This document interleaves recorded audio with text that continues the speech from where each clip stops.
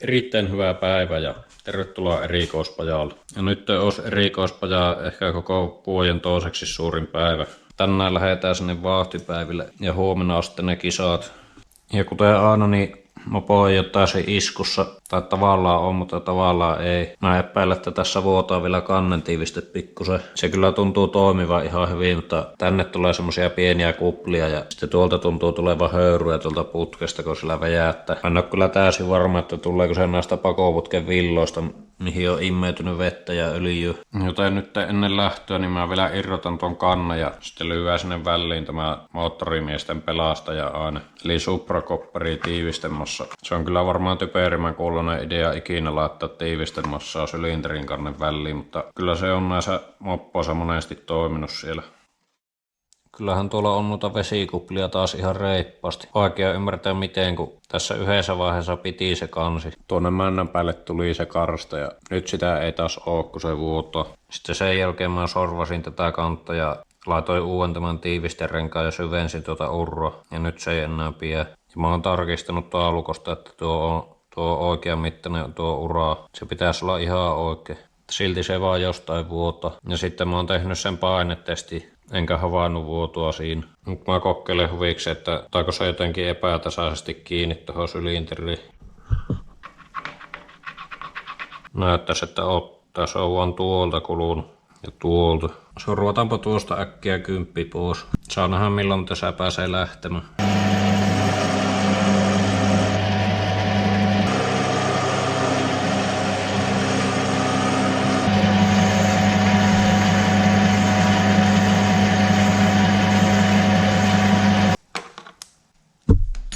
Sinne sitten pelastaja-aine. Joo, nyt se on kiristetty. Toivotaan, että se nyt pitää. Vähän kyllä epäile. Joo, nyt olisi mopo lastattu kyytiin. Toivottavasti isoisä 50 vuotta vanha peräkärry vielä kestää. Pitäisi rempata tää peräkärry joskus. Otin tuon jarrupenkinkin mukaan ihmeteltäväksi. Ja sitten vaan nokka kohti Pieksämäen Naarajärviä. Minulla on semmonen 350 kilsaa matka.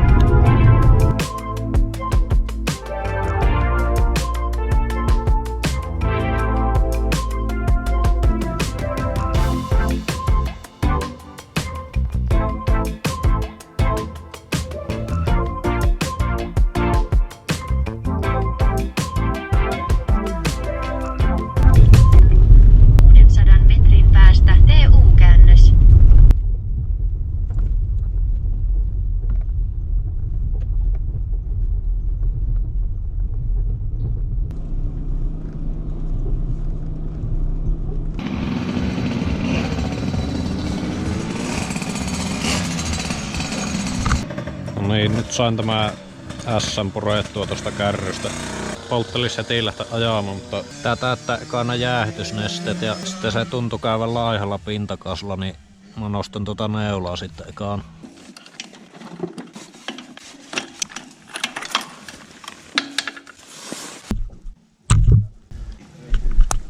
Sitten käydään hakemassa hieman jäähdytysnestettä.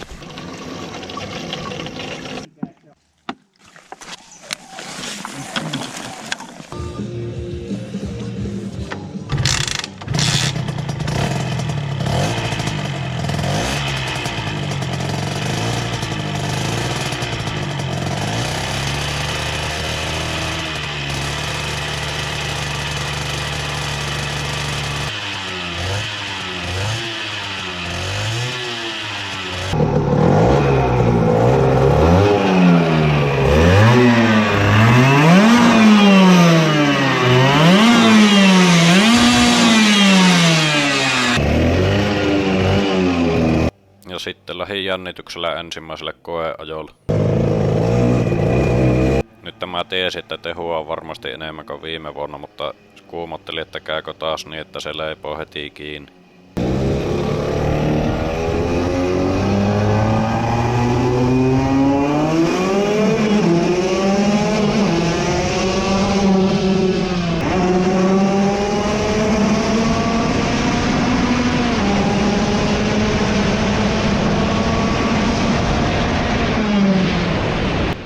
Viimeksi se tässä kohti leikkas, nyt ei.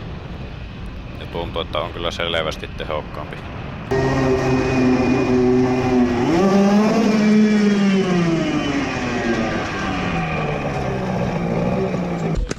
Kyllä se vituusti paremmin vetelee mitä viime vuonna. Tuntuu, että ei loppunut vetoa ollenkaan, kun huuatiin. Miltä se tuntuu tuo ajoaseen? No aika karulta. Meillä on hurjan näköinen. Mahtuuko se yhtään kääntää ennen kuin sun kädet?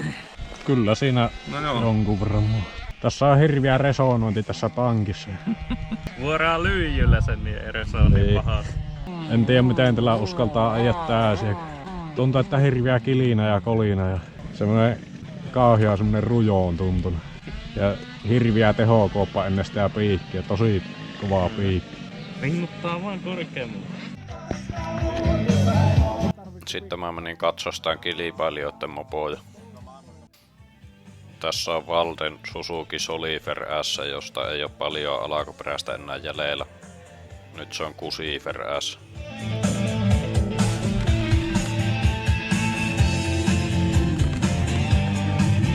Siinä on PV-alakerta, jossa on vissiin RM Crossin vaihteisto. Ja sitten siinä on Pidaloti-sylinteri, joka on käsittääkseni tehokkain kaupasta saatava 50 pytty tällä hetkellä. Ja ehkä kaikkein erikoisinta on tämä, että se moottori on muutettu luistiohjatuksi. Eli tollanen pyörivä luistiohjaa moottori-imua. Tuolla luistiohjauksella pitäisi saada jonkun 10% enemmän tehoa, mutta se moottori voi olla hirveän vaikea saada säätöihin.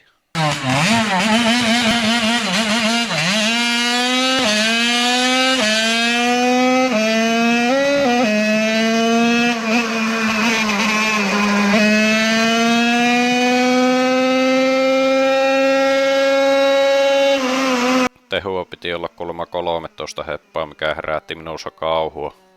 Mutta sillä oli kuitenkin jotakin kaasariongelmia siinä, just sen luistin takia.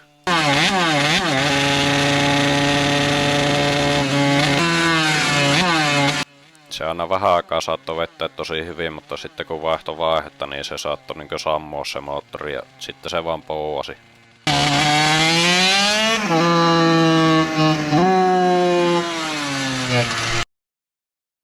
Tässä on sitten H-Suomen metanoli PV, mutta tämä on 80 luokassa. Siinä on tollanen keulintarauta. Tekniikka on luonnollisesti melko kaukana vakiosta, että siinä on 80 pytty ja se käy metanolilla. Metanolihan on semmoista ainetta, että se saattaa sokkeuttaa tai vähintään myrkyttää. Mutta metanolilla voi saada jonkun 1/3 enemmän tehoa mitä bensalla. Sylinterin kantena on tommonen tehoelektroniikan jäähytyselementti. Sitten se on ihan älyttömän pieni, kun siinä on tollaset matalaprofiilirenkaat.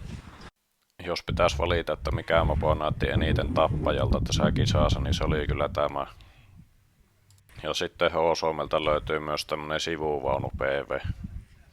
Tällä ei kuitenkaan taidettu ajaa kissaa.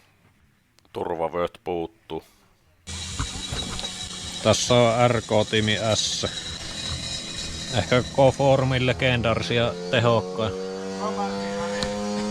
Siinäkin on ite valettu pytty.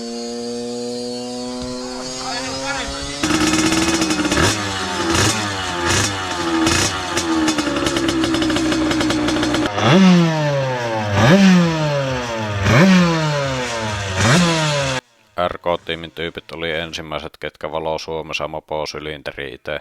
Myös ennemmin kuin two-stroke stuffing. Tässä on 75-kuutioinen sylinteri ja nopeusennätys on kuulemma 134. Ja tässä oli kuulemma keväällä tehua sen 20 heppaa, mutta sitten vaihdettiin kaasari ja jostain syystä sen jälkeen tehot tippu ja ei tiedä miksi. Tuntuu kulkevaa ihan semi hyvin. Taitaa oikeastaan aika helvetin hyvin. Tämä asensin nopeusanturi ja sitten mulla on rannekkeessa GPS, niin vaan kokkeilen vähän huippuja. En kyllä tiedä vielä uskallanko ihan kunnolla huiputtaa.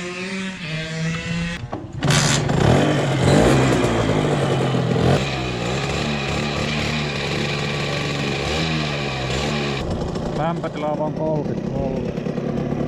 Ja jäähtyy ehkä liiankin hyvin.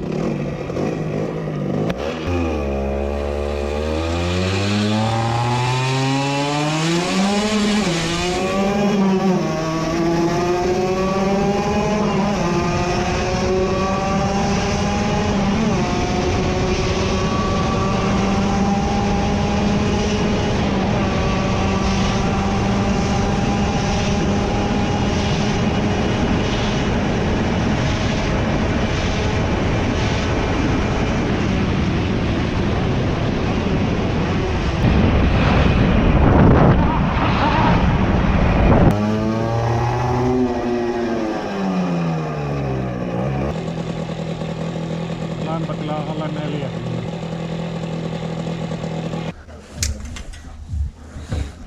Huippunoppas 99.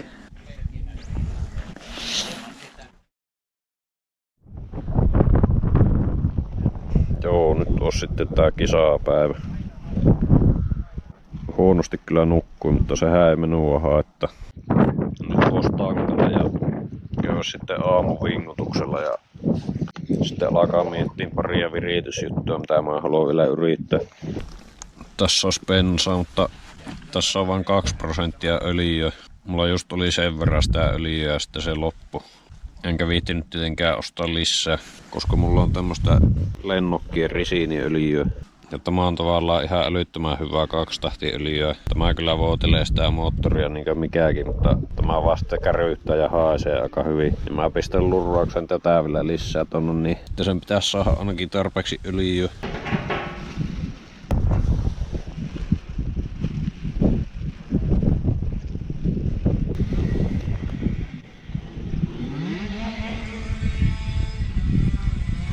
Voin sinne vähän risiiniä.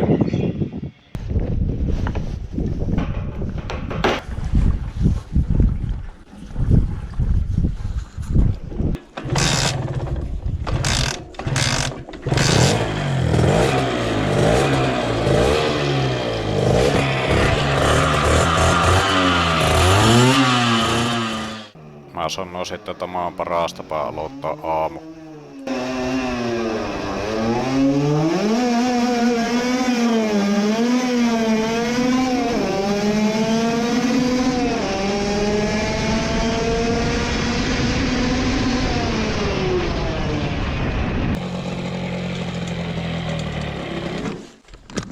No niin, nyt ekana mä ajattelin kumota sen muokkauksen, minkä mä tein vuosi sitten. Eli mä lytistin pihteellä tätä peräpellin alakoa tässä, kun mä kokeilen, että saisiko siihen lisää kierroksia. Kun tuota ahistaa tätä, niin se lisää painetta ja lämpötilaa tuolla putkassa, niin sitten sen pitäisi kiertää enemmän, mutta sitten jos tää menee liian ahtaaksi, niin se tietenkin sitten rajoittaa tehoja, niin mä vähän luulen, että tää saattaa olla nyt liian ahas. Mulla on tässä äänenvaimentimessakin melko ohkasta putkia, niin tämäkin ahistaa sitä jonkun verran, niin se ei täältä kärsisi olla hirveän pieni. Se pitäisi tästä olla joku 14-15 millinen, ja sitten tää loppuputken pitäisi olla jotakin 18 millistä putkia.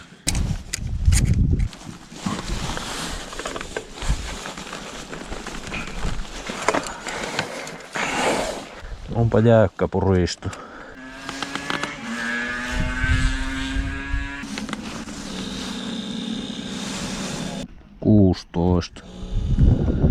Ei tuo edes oo niin pieni.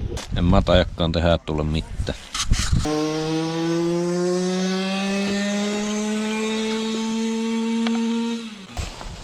Seuraavaksi kokkelen taas tuota sytkäsäätöä.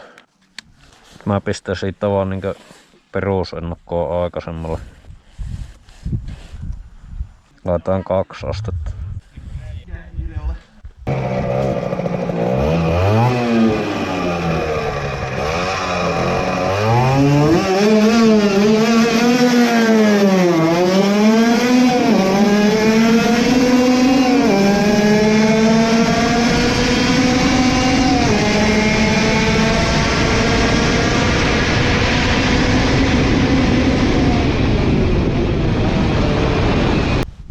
se ei tuntunut auttavan tuo aikaisempi ennakko, niin laitetaan takaisin. Keskialueelle pitäisi saada kyllä vähän lisää vääntöä, kun se niin helposti stumppaa siinä. Mä kokkelen pistää sinne lisää ennakkoa. 30 ennakkoa keskialueella ja 1 vähemmän yläkierroksella.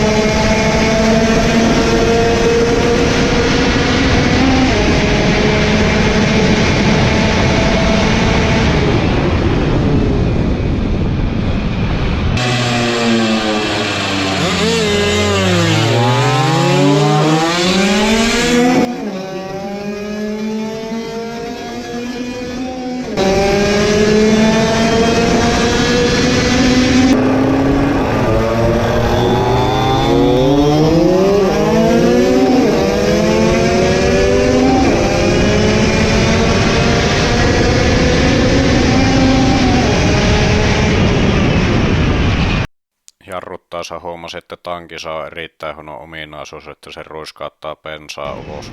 Tuomon mittari saa hirveän bensakuorrutuksen, mutta se silti toimii ihan normaalisti. No niin, nyt jään tässä lihakeito ja kohta alkaa lajittelukisa.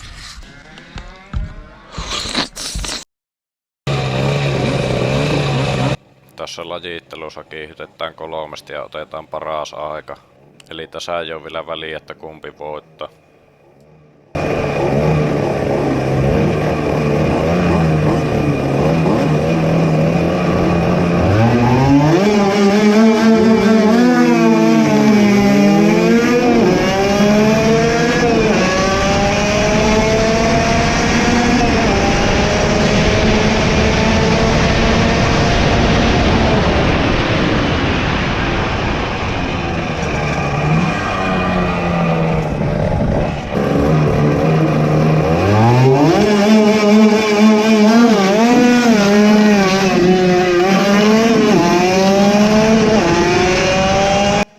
Yritin lähteä vähän nopeammin, niin sehän lähti heti keulimaan.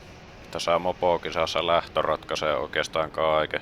Tuossa kytkimessä on semmonen 2 millin kohta, missä se täytyy pitää, että se lähtö onnistuu.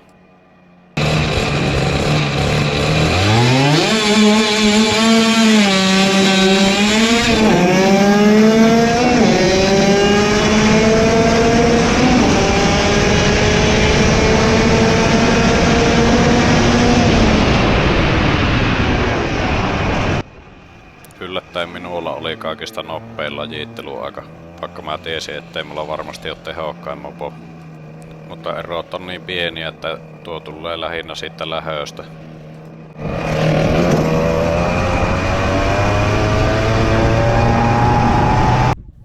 Nyt se tuntuu kulkevan tosi hyvin, mutta mä koitin vielä sääjellä tuota sytkää yläkierroksilta, että jos se saisi kulkemaan vielä lujempaa.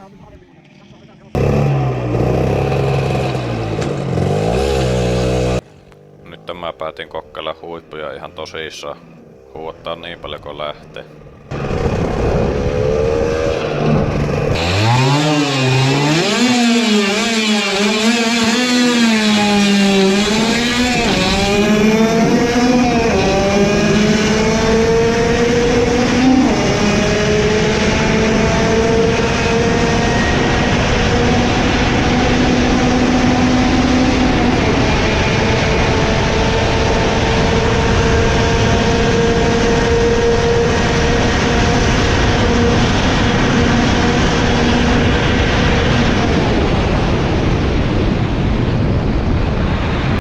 Mentiin 5 vaihtella, eli siinä olisi ollut vielä 6 jäljellä. Mutta mä sitten huomasin, ettei se oikein jaksa enää sitä vettä. Eli nuo välitykset on vähän liian pitkät.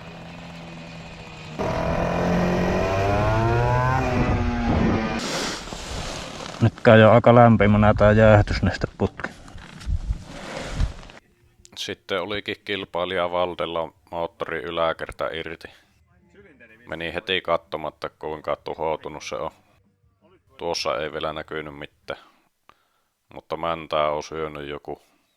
Sillä oli ilmeisesti sytytystulupa eriste alennut ja tipahtanut tuohon männän päälle, mutta sylinteri oli kuitenkin eheä. Tuo VHM-mäntä maksaa kuulemma 100 €. Mutta tämähän tarkoitti siis sitä, että pahin kilpailija on pois pelistä.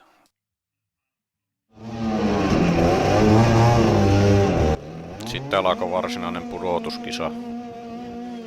Ensin tuli vastaan beta-versio Tunturi Supersport. Supersportin moottori on myös toki leikelty ja viilattu rajusti. Alkuperäisessä moottorissa on noin 1,5 heppaa ja nyt siinä pitäisi olla 10.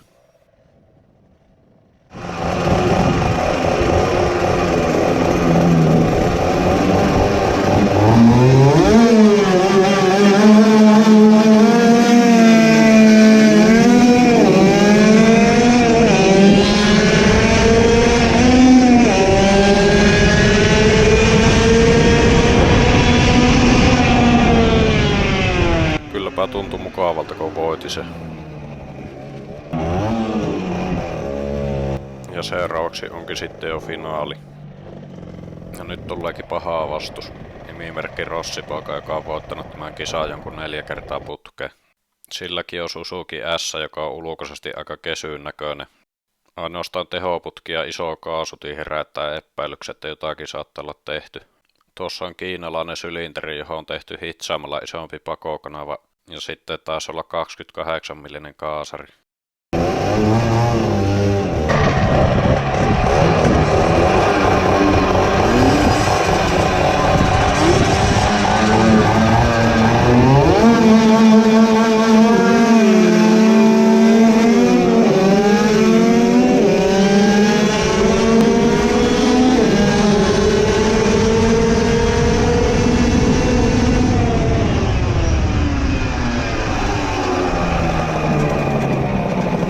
Ihan en saanut Rossipojan voittoputkia rikki, mutta paljosta se ei ollut kiinni. Lähtö ei ollut ihan täydellinen, että olisi saattanut päästä eilen, jos olisi saanut vähän paremman lähön. Mutta saipahan hyvää video. Seuraavaksi oli 80 kisa.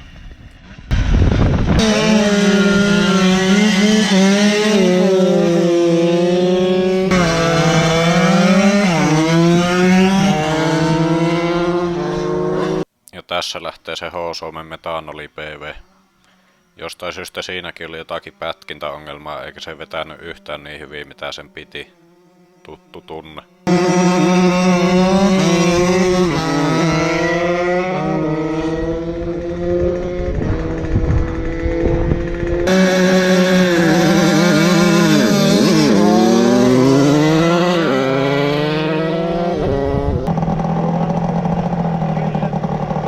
Ja seuraavaksi on huippunopeustesti tutka. Tässä oli ihan selvä vastatuuli.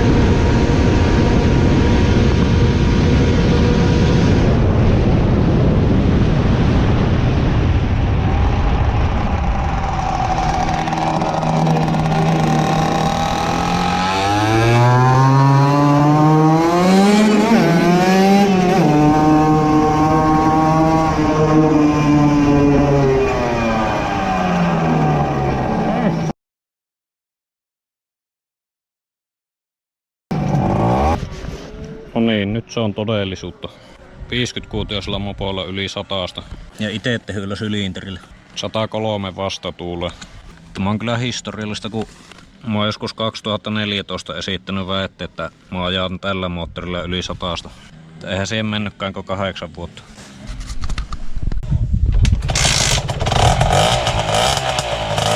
Ja moottori oli edelleen eheä ja ihme kyllä. Niin nyt mitataan tehot. Ja tämä on tällainen inertia tehopenkki, eli tässä pitäisi olla hyvin vähän minkäänlaisia virhelähteitä, niin tästä saa hyvää vertailutuloksen siihen minun omaan penkkiin. Ja tähän samaan penkkiin se antoi viime vuonna 7,7.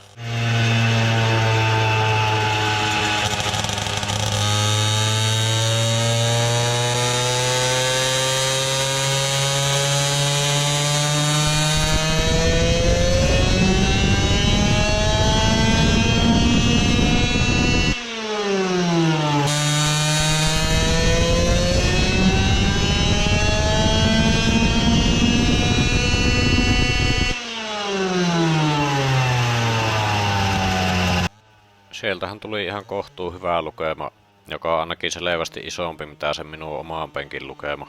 Eli jotakin kummallista siinä minun penkissä vielä on, mitä mä en tiedä. Oisi silti toivonut, että olisi päässyt yli 10, koska jos tavoite on 20, niin tällä haavaa se näyttää lähes mahdottomalta ilman jotakin huijausaineita. Sitten jos vertaillaan vähän näitä muita mopoja, niin beta-version tunturissa oli 10.1. Ja mä taisin voittaa sen vaan siksi, kun se sai huonon lähö. Sitten oli tää Valden Kusiveri, josta hajosi se mäntä ennen kisoja, niin siitä ehdittiin mitata 13.6. Eli se olisi ollut oikeasti aika paha. Ja tästä Rossipojan S:stä, joka voitti minut, niin siitä ei ole penkitystulosta, mutta arvelen, että 10-11 on tässäkin. Ja sitten olikin vauhtipäivien lopetus, eli perinteinen kumipolttofestivaali, josta en kyllä ehtinyt kuvata puoliakkaa.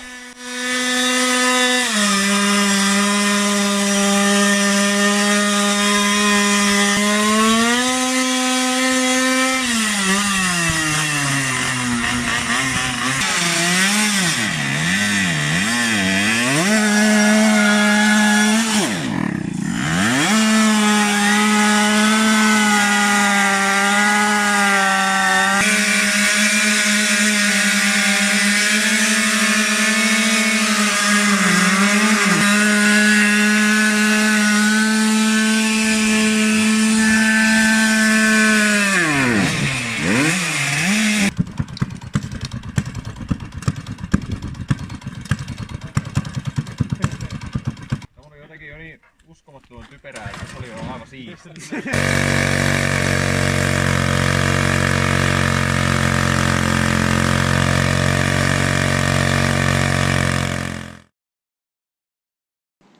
No niin, nyt ollaan taas tällä tallissa Erikos S:n kanssa. No nyt on jo lokakuun puoliväli. Pikkusen venähti tuo videonteko. Se ei vaan tuo editointi ole kovin palkitsevaa homma.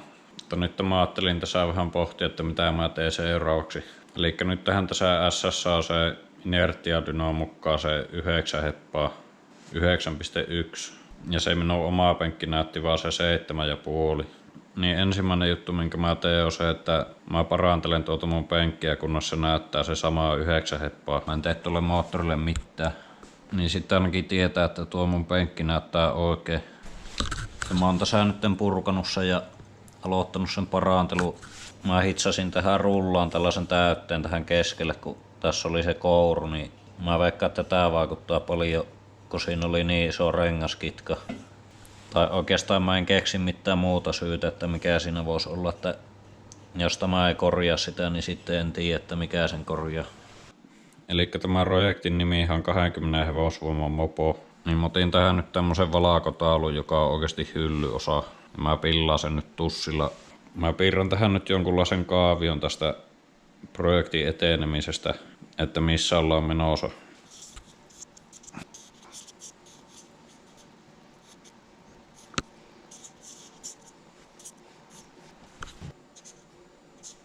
Näin. Ja tähän tulee tehon kehitysasteikko. Ja tässä on se 20. Ja tässä kohti on tämmönen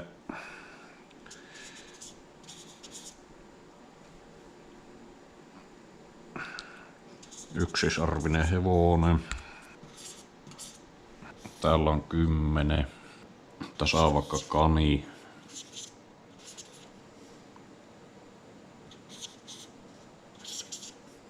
Tuolla on 0. Tässä on 5. Tässä on semmonen tehariderpi. Laitetaan tähän vaan derpin logo. Elikkä nyt ollaan täällä 9. Ja nyt mä haluaisin tässä jotenkin havainnollista, että mitä tämä 9 heppaa on vaatinut ja millä konsteilla mä voisin päästä tänne 20. Ja periaatteessa jollain kurittomalla derpillä saa tämä 5 heppaa. Kuriton derpi. Tai sitten jos on joku huono tehari tai huonosti sääitty, niin siinä on 5. Ja sitten on 7,5. Niin tähän pääsee yleensä teharilla, eikä tarvi viilata pyttyä. Tehari, derpi tai AM6. Ja tämä 9 heppaa, mikä tässä on nyt, niin yleensä tähän on pakko viilata pakoaakko jos puhutaan siis derpin vakiopytystä tai AM6, niin tää on niinku, tässä on yleensä semmonen 190 asteeseen viilattu pakoaakko ja sitten joku yläkertainen tehaari ja ehkä 19 kaasari. Mutta minullahan on nyt tässä tää itse valettu pytty, jossa pitäisi olla älyttömästi tehokkaammat kanavat mitä siinä vakiopytyssä. Ja sitten mulla on tosi yläkertainen tehaari, millä se kiertää johonkin yli 14 000. Tai se tehoalue jatkuu sinne asti. Normaalisti jollain derpi yläkertaisella tehaarilla niin ei se kierrä johonkin 12 500. Ja sitten mulla on myös 26 millinen kaasari, mutta tehoa siltikin vaan tuo 9. Eli tällä hetkellä mä oon hyvinkin pettynyt tuohon lukemaan. Ja nyt tää tehon nostaminen täältä 5-10 tai tuohon 9, niin se on vielä suhteellisen helppo, että periaatteessa derpillä tai AM6 niin siihen pitäisi riittää tuo pakoaakon viilaus ja sitten yläkertainen tehaari. Mutta sitten tästä eteenpäin niin se muuttuu huomattavan paljon vaikeammaksi se tehon nostaminen. Eli mitä enemmän on tehua, niin se vaikeampaa sitä osaa lisää. Ja sitten tyypillisesti tässä kohti tulee vastaan se vakiopytty, että siinä on vaan liian pienet huuhtelukanavat. Ja sitten siinä AM6 pytyssä on vain yksiosainen pako, derpin pytyssä on 3-osainen, niin siinä on enemmän potentiaalia. Mutta siinäkin on periaatteessa aika pienet ne huuhtelukanavat. Niin sitten mulla oli semmonen kuvitelma, että kun mä valloin ton pytyyn, missä on tosi isot ne huuhtelut, ja sitten kun lukee niitä kaksitahtikurujen nettifoorumeita, niin taas sitä yhtä foorumia Kivipykeriä, niin siellä puhutaan älyttömän paljon niistä huuhtelukanavista, että niiden pitäisi olla semmoset isot ja jouhevan muotoiset, niin sillä pitäisi päästä isoihin tehoihin. Ja tässä on nyt nimenomaan semmoset, tuonne mahtuu melkein peukalo tuonne yhteen huuhtelukanavaan. Kun katsoo noita aukkoja, niin on tommoset järkyttävät laatikot. Siinä vakiopytyssä ne on vaan puolet tuosta. Tämä sylinterin pitäisi olla semmonen, mitä ne kurut sanoo, että pitäisi lähteä 20 heppaa tai sitä luokkaa. Mutta sepä ei näytä toimivaa, että se ei anna yhtään se enempää tehua mitä semmonen tavallinen vakiopytty. Ja sitten mua hämmästyttää myös se, että siellä vauhtipäivillä siinä beta-version tunturissa oli tää 10 heppaa. Ja siinä oli myös hyvin paljon erilaiset ne huuhtelukanavat siinä pytyssä kuin mulla, että siinäkin oli semmoset viilatut, mitkä on alun perin ollut tosi ahtaat. Ja siihen oli niinkö viilattu siihen sylinteriseen nämä pienet lisähuhtelut, mitkä ei periaatteessa pitäisi olla kovin hyvät, mutta silti siinä oli enemmän tehua. Niin siitä voisi ehkä päätellä, että jossakin on pullonkaula, että tämä mun sylinteri ei nyt pääse siihen täyteen potentiaaliin. Mutta mä en oikein ymmärrä, että missä se voisi olla. Eli tehua pitäisi saada 11 lisää. Mutta mulla on käytännössä jo kaikki helpot keinot käytetty. Mulla on se pakoaakon ajoituskin, se on jo joku 193. Ja sitä voisi vielä viilata johonkin 200, mutta minun käsityksen mukaan se ei pitäisi niin isoa eroa enää tehdä. Kun siinä on 3-osainen pako, niin se 195 pitäisi kyllä riittää.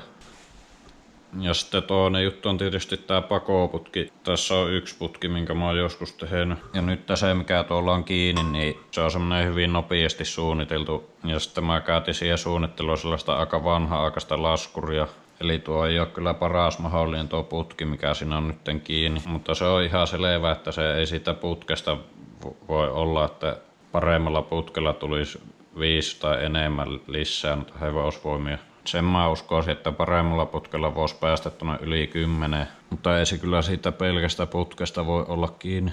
Oikeastaan nyt kun tätä koko yhtälöä miettii, niin se tuntuu suoraan sanottuna mahdottomalta tuo 20, mutta väitetysti niissä hollantilaisten Kreitlerin 50 kisapyörissä on ollut tuo 20 heppaa. Käsittääkseni jopa niin takarenkalta mitattuna. Jos puhutaan pelkistä moottoritehoista, niin silloin takarenkalla ei tarvitsisi olla kuin ehkä 17. Mutta kyllä mä vähän epäilen, että ne väitökset niistä 20 hevosvoimaa 50 vehkeistä, niin kyllä niissä saattaa olla jonkun verran ilmaa siinä lukemassa. Ja sitten on yksi semmonen hollantilainen kanava, jolla on videota semmoisesta derpistä, missä on yli 20. Ja mä oon itse kysynyt siltä tyypiltä, että onko ne takarengastehoja, ja se sanoo, että on. Ja tässä moottorissa on ehkä yksi semmonen merkittävä parannuskohe, mistä saattaa tulla ainakin jonkunmoinen määrä arvioisi, että vähintään 2 heppaa voisi hyvällä turilla tulla lisää. Eli se on tää lohkojen läppäkanava. Se on tässä aamu, kun tuossa saa vähän huono, kun se osoittaa tänne alaspäin, niin periaatteessa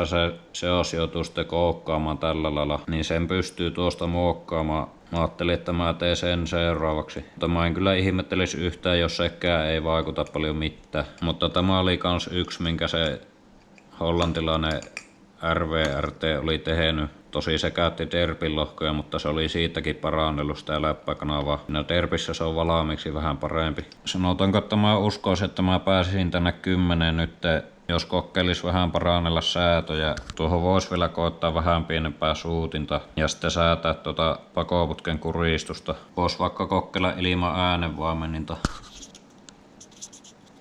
Ja tässä olisi 15 heppaa. Mä veikkaan, että tähän 12,5 pääsee sillä lohkojen muokkauksella.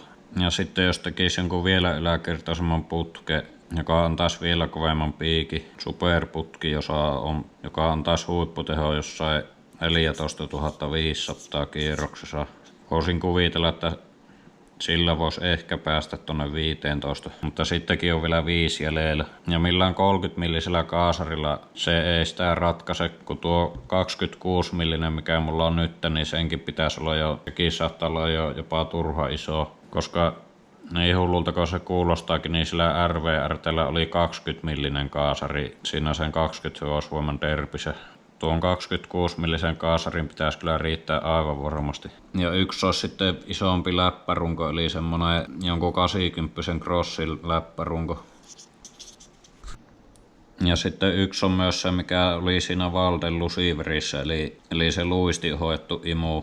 Eli tähän se pyörivä kiekko ja sitten kaasari tähän kylkeen, niin sillä pitäisi saada noin 10% enemmän, mutta se voi olla hirviä tappelu saada se toimimaan kunnolla. Ja edelleenkin se hollantilainen sai sillä läppäohjatulla moottorilla sen 20. Ja sitten mulla on myös semmonen idea, mitä se two-stroke stuffingikin on jo monta vuotta aikonut tehdä, mutta ei ole vielä saanut toimimaan, niin se on se, että ei ole mitään venttiiliä ollenkaan tuossa imukanavassa, että se moottori laitetaan ensin kierroksille jollakin pikkusella läppäventtiilillä ja sitten kun se pääsee siihen piikille, niin se pystyy itse imemään. Se ei enää tarvi sitä venttiiliä. Sillä two-stroke stuffingilla oli niin 2 imukanavaa. Toisessa oli semmoinen pieni läppäventtiili ja sitten toisessa ei ole ollenkaan. Toisessa on semmoinen sulkuventtiili, joka avataan sitten kun se on kierroksilla se kone. Mutta minä ajattelin semmoista, että on vain yksi iso kanava ja sitten siinä on semmoinen venttiili, jonka voi sitten ottaa pois, että se voi niinku vettää sivuun sitä eestä. Mä veikkaan, että se voisi toimia ihan hyvin, mutta se vaan vaatii sitten vähän enemmän rakentelua. No laitetaan se tänne, en tiedä mikä se virityksen nimi olisi. Sanotaanko hyperventtiili.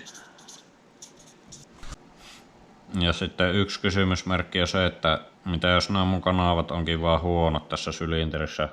Aika moni on veikkaillut, että olisiko nuo liian isot nuo kanavat, mutta mä en oikein usko, että tässä on kyse siitä. Ja syy on se, että vaikka tässä sylinterissä on täysin erilaiset nämä huuhtelukanavat kuin siinä vakiopytyssä, niin se pääsee silti samoihin tehoihin. Ja myöskin siinä beta-version tunturissa oli se 10 heppaa, vaikka siinä oli niinku tosi semmoiset kompromissikanavat, jotka oli siihen vakiopyttyyn just saatu kaiverrettua, että niitä ei pitäisi olla hyvät, mutta siinä on silti 10. Niin minusta se kertoo siitä, että näillä huuhtelukanavilla ei itse asiassa ole merkitystä siinä, tai että se pullonkaulan täytyy olla jossain muualla.